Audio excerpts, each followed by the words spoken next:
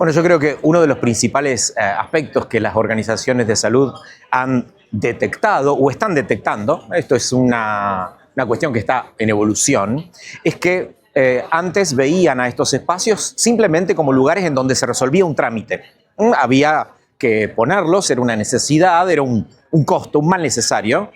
porque bueno, alguien tenía que agendar y ponerse de acuerdo con el paciente a qué hora iba a venir a ver al médico tal. Y bueno, y creo que hoy muchas empresas, organizaciones en términos generales, se están dando cuenta que en realidad esta es la puerta real de entrada a las instituciones y no la puerta física, ¿no? De hecho, en mi presentación hablo un poco de eso, ¿no? Empiezo con la metáfora de la puerta, ¿no?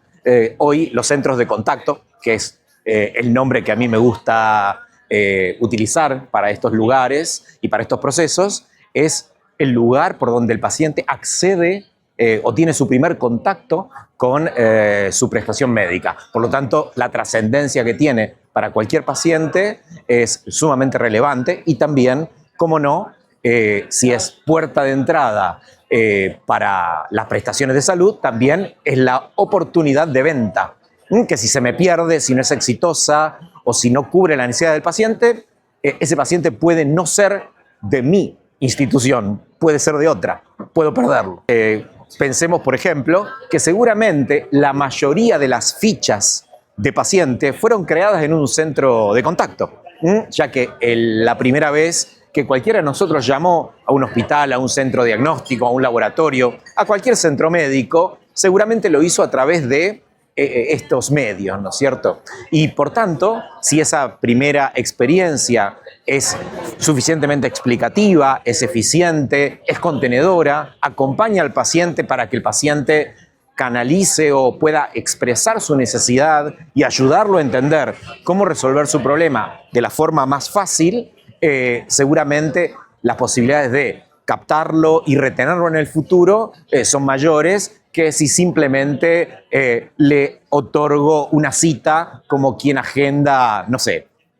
cualquier otra cosa menos relevante. Estamos hablando de salud y es algo en donde la subjetividad y la experiencia sensitiva, la experiencia subjetiva, es mucho más importante que quizás simplemente que la cita o el turno sea rápido, ¿no? Que es lo que muchas veces vemos como el único factor de éxito. Básicamente lo que nos permite es reducir enormemente el nivel de complejidad que tiene que gestionar la persona que está del otro lado del teléfono o del otro lado del chat o del otro lado de cualquier canal que utilicemos, ¿no es cierto? Si nosotros reducimos drásticamente la complejidad de información que esa persona tiene que conocer, entender, aprender o utilizar cuando habla con un paciente que se comunica con él para muy variadas cuestiones, entonces logramos que la persona que te atiende esté plenamente concentrada en lo que vos estás diciendo, pueda ser más empática con la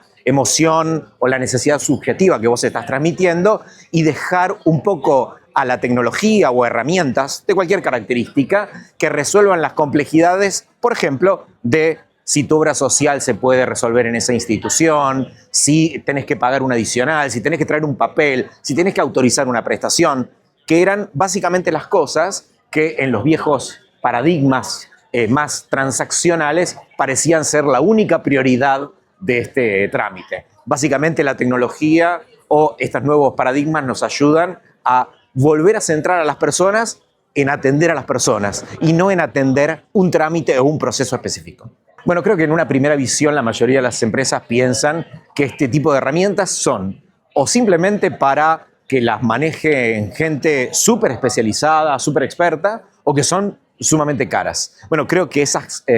cosas pasan a ser cada día menos ciertas, ¿no? Es cierto que son desafiantes las implementaciones de esta naturaleza, pero cada día son más accesibles, requieren menor grado de expertise dentro de las propias compañías y es cierto también que los costos de la tecnología, como pasó con los teléfonos celulares, con las PC, con las notebooks o con tantas otras cuestiones tecnológicas, a medida que van evolucionando, que van entrando más actores en el mercado para competir, los costos se van reduciendo y están hoy al alcance de nuestra mano. Así que creo que una de las barreras es desprenderse de esos antiguos sesgos y ver las cosas de una perspectiva actual, y por eso son tan útiles estos espacios para compartir, ¿no? Y para ver cómo otros a lo mejor ya están del otro lado de este cambio o de esta visión renovada que estamos proponiendo en esta instancia.